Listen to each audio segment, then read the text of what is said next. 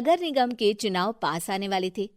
पूरे कानपुर शहर में टिकट को लेकर मारामारी शुरू थी, लेकिन सबसे ज्यादा चर्चा में वार्ड नंबर 40 की सीट थी।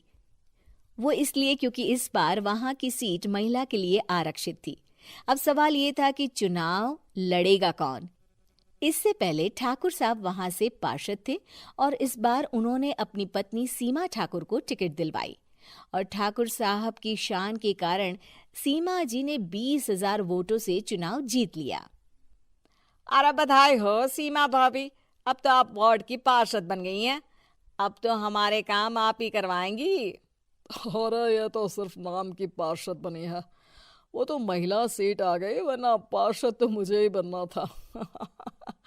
अब भले ही चेहरा इसका होगा, लेकिन पावर तो मेरी ही होगी।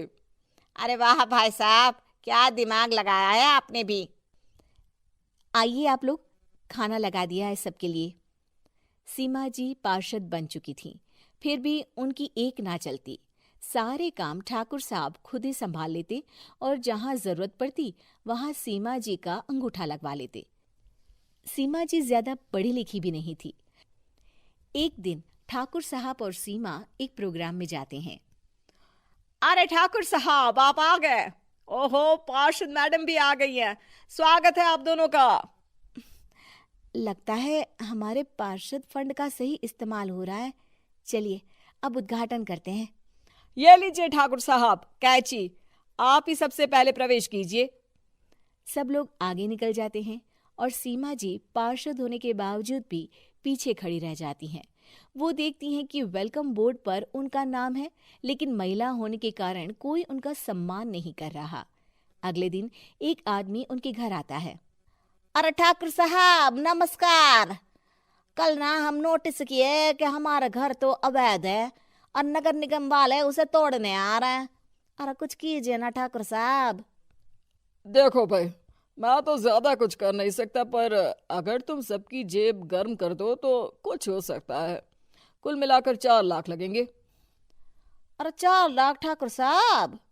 अरे भाई, मैं अपने लिए नहीं मांग रहा हूँ। दरोगा है, इंजीनियर बाबू है, बड़े साहब है, सबको देना पड़ता है ना थोड़ा थोड़ा। बोलो है मंजूर? तभी वहां अचानक सीमा जी आ जाती हैं। अरे ये आप क्या कर रहे हैं? पहले इन्हीं लोगों से तो आपने वोट मांगे, अब इनसे ही पैसे ले रहे हो। अरे चुप रहो तुम, तुम्हारा काम है सिर्फ अंगूठा लगाना, तुम वही किया करो। मुझे दूसरे काम तुम मत सिखाओ, समझी? और तुम ना जाओ, अब पैसे लेकर आओ, वरना जेसीबी किसी भी वक्त आती होगी। सब कुछ ऐसे ही चलते रहता है। एक दिन सीमा जी और ठाकुर साहब को एक लोकल मीटिंग में बुलाया जाता है। वहां पर कई और अधिकारी लोग भी मौजूद रहते हैं। अब मैं चाहूंगा कि ठाकुर साहब हमारे बीच 2 शब्द कहें। मेरे प्यारे भाइयों और बहनों, आज मेरा सौभाग्य है कि मैं आप सबकी सेवा दिन रात कर पा रहा हूं। आपने मेरी पत्नी को भारी मतों से जिताया है, इसलिए मैं आप सभी का शुक्रगुजार हूं। मैं आप सबसे वादा करता हूं कि हमेशा की तरह हमारे वार्ड में किसी को कोई तकलीफ नहीं आने दूंगा। सभी लोग तालियां बजाने लगते हैं। अब मैं माननीय पार्षद मैडम को स्टेज पे बुलाना चाहूंगा। अपने नाम को बुलाया सुनकर सीमा जी एकदम चौंक जाती है। उन्हें बिल्कुल उम्मीद नहीं थी कि इतनी बड़ी जगह उन्हें मंच पर बुलाया जाएगा। जैसे तैसे वो मंच पर चढ़ती हैं।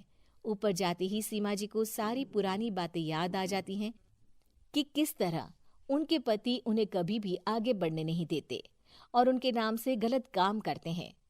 वो बोलने लगती हैं। मैं आपके वार्ड की पार्षद सीमा हूं। आप में से बहुत कम लोग ही मुझे जानते होंगे, क्योंकि इससे पहले मुझे कभी ऐसा मौका ही नहीं मिला। सारे मौके मेरे पार्षद पति यानी आपके ठाकुर साहब ही लेते रहे, लेकिन आज ये मौका मुझे मिला है तो मैं इसे ऐसे ही नहीं जाने दूंगी। मैं आपको ये बताना चाहती हूँ कि आपके ठाकुर साहब मेरे नाम की आड़ में गैर कानूनी काम करते हैं, जिस पर अंगूठों के निशान मेरे होते थे। इसीलिए मैं अपनी गलती मानती हूँ और आज अपने पद से इस्तीफा देती हूँ, ताकि आगे से कोई गलत काम ना हो पाए। अब फैसला आप सबके हाथ में है कि आप हमें क्या सजा देना चाहते हैं।